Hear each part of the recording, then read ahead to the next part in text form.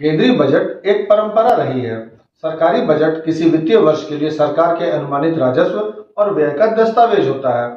भारत में हर वर्ष सरकार के वित्त मंत्री इसे संसद में पेश करते हैं और इसका लाइव टेलीकास्ट दूरदर्शन और संसद टीवी के ऑफिशियल चैनल्स पर किया जाता है। बीते 1 फरवरी को फाइनेंस मिनिस्टर निर्मला सीतारमण ने मोदी सरकार के तीसरे कार्यकाल का दूसरा बजट पेश किया। क्या सस्ता हुआ, क्या महंगा, किस राज्य को कितना मिला, डिफेंस को क्या मिला, एग्रीकल्चर को क्या मिला, कितनी ट्रेनें चली, आज हम लोग बजट के इन आंकड़ों में बिल्कुल बात नहीं करेंगे, बल्कि इससे हटकर कुछ अन्य रोचक बातें करेंगे। तो इससे पहले कि आगे बढ़े, आप लोगों से एक रिक्वेस्ट है कि जल्दी से इस वीडियो को लाइक और सब्सक्राइब कर दें। तो शुरू करते हैं। सबसे पहले ये शब्द कहां से आया? बजट की परंपरा ब्रिटेन की संसद से शुरू हुई थी। तब वहां के वित्त मंत्री सारा हिसाब किताब एक चमड़े के बैग में रखकर लाते थे। चमड़े के बैग को फ्रेंच में बुगेट कहा जाता है। बाद में इसे अंग्रेजी में बजट कहा जाने लगा। भारत में सबसे पहले बजट किसने पेश किया? ब्रिटिश गवर्नमेंट के दौरान 1860 में जेम्स विल्सन ने पहला बजट पेश किया। अंग्रेजों के देश छोड़ने के बाद स्वतंत्र भारत में देश के पहले वित्त मंत्री आर.के. शनमुगम चेट्टी ने नवंबर 1947 को बजट पेश किया था। बेसिकली ये एक इंटरिम बजट था जो 15 अगस्त 1947 से 31 मार्च 1948 तक सिर्फ 7 महीने के लिए पेश किया गया था, क्योंकि संविधान सभा द्वारा पारित बजट देश के विभाजन के बाद लागू नहीं हुआ था।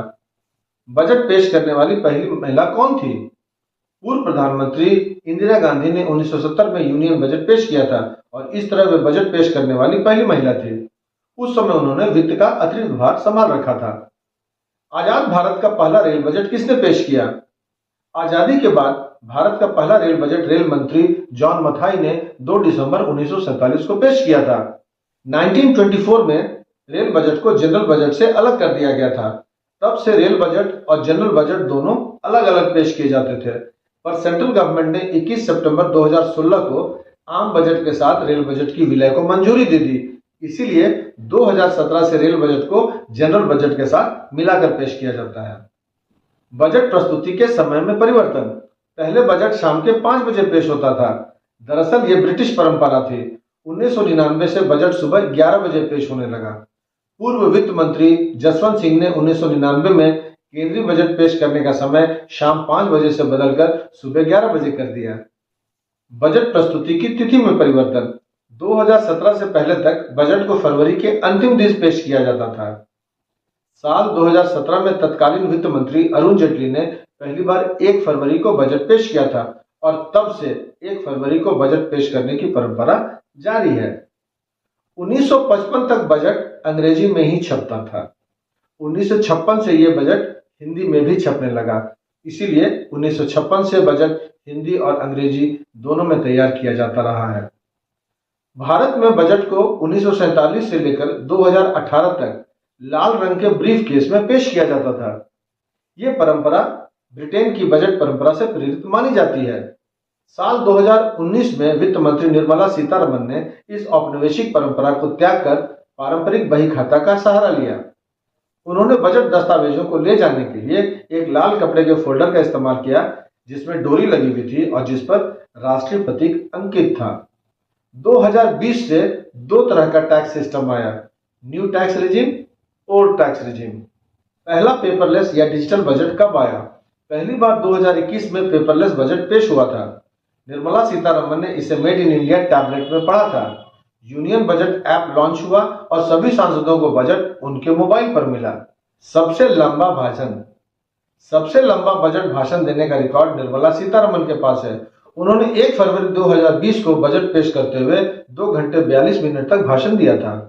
शब्दों के हिसाब से 1991 में मनमोहन सिंह जी ने 18,650 शब्दों का सबसे लंबा भाषण दिया था।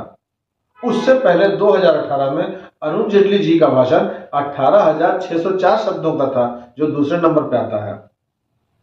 कब टूटी हलवा समारोह की परंपरा? आजाद भारत के इतिहास में बजट प्रिंटिंग से पहले जो हलवा सेरेमनी होती है, कोविड के समय 2020 में नहीं मनाई गई थी। इसकी जगह कर्मचारियों में मिठाई बांटी गई थी। किसने सबसे ज्यादा बार बजट पेश किया? मोरारजी देसाई ने 10 बार, पी चिदम्बरम ने 9 बार, प्रणब मुखर्जी ने 8 बार। किस महिला वित्त मंत्री ने अधिकतम बजट पेश किया? भारतीय इतिहास में सबसे ज्यादा बजट पेश करने का रिकॉर्ड निर्मला सीतारमन के पास है। अब तक निर्मला सीतारमन लगातार 8 बजट पेश कर चुकी है। वैसे तो आम बजट भाषण बेहद गंभीर होता है, पर संसद में बजट पेश करते समय शेरो शायरी भी हो जाती है। आइए कुछ शेरो शायरी सुनते हैं। यूं तो डॉक्टर मनमोहन सिंह कम बोलने के लिए जाने जाते थे, पर जब उन्होंने संसद में शायरी सुनाई तो सदस्यों को मेज थपथपाने पर मजबूर कर दिया। 1991-92 में देश के वित्त मंत्री के रूप में बजट पेश करते हुए उन्होंने ये शेर पढ़ा, यूनानो मिस्र और रोमा सब मिट गए जहां से, अब तक मगर है बाकी नामो निशा हमारा। इसके बाद अगले साल 92-93 में जब उन्होंने संसद में भाषण दिया तो विपक्ष पर ऐसे निशाना साधा, तारीखों में ऐसे ही मंजर हमने देखे हैं कि लम्हों ने खता की थी और सदियों ने सजा पाई। साल 2001-2 में एनडीए गवर्नमेंट का बजट पेश करने के दौरान अपनी बात को समझाने के लिए तत्कालीन वित्त मंत्री यशवंत सिन्हा ने सदन में ये लाइन पढ़ी थी, तकाजा है वक्त का कि तूफान से जूझो, कहां तक चलोगे किनारे किनारे। ममता बनर्जी ने 2011-12 का बजट पेश किया, वो कहां पीछे रहने वाली थी। अपने बजट भाषण में विपक्ष पर निशाना साधते हुए उन्होंने भी एक शेर दाग दिया, हम आह भी भरते हैं तो हो जाते हैं बदनाम, वो कत्ल भी करते हैं तो चर्चा नहीं होती। 2016 के बजट स्पीच में अरुण जेटली ने न सिर्फ मोदी सरकार के सामने खड़ी चुनौतियों से सदन को रूबरू कराया, बल्कि पूर्ववर्ती सरकार पर कुछ यूं निशाना साधा, कश्ती चलाने वालों ने जब हार कर दी पतवार हमें, लहर लहर तूफान मिले वह मौज मौज मझधार हमें, फिर भी दिखाया हमने इन हालातों में आता है दरिया पार करना हमें। निर्मला सीतारमन ने साल 2019 का बजट पेश किया था। उस समय भारत ने अगले कुछ सालों में $5 ट्रिलियन की अर्थव्यवस्था बनाने का टारगेट रखा था। इसी दुस्साहस को अंडरलाइन करते हुए उन्होंने उर्दू लेखिका मंजूर हाशमी की ये लाइन पढ़ी थी, यकीन हो तो कोई रास्ता निकलता है, हवा की ओट भी लेकर चिराग जलता है। ठीक इसके अगले साल 2020 में भी वित्त मंत्री निर्मला सीतारमन ने अपने बजट भाषण की शुरुआत कश्मीरी कवि दीनानाथ कौल की एक कविता से किया, हमारा वतन शालीमार बाग जैसा, हमारा वतन डल झील में खिलते कमल जैसा, हमारा वतन नौजवानों के गर्म खून जैसा, हमारा वतन दुनिया का सबसे प्यारा वतन। तो ये थे बजट से जुड़ी कुछ रोचक जानकारियां। आशा करता हूं कि आपको अच्छी लगी होंगी। तो अब इजाज़त दीजिए, मिलते हैं अगले वीडियो में किसी और टॉपिक के साथ। तब तक अपना ख्याल रखें। जय हिंद।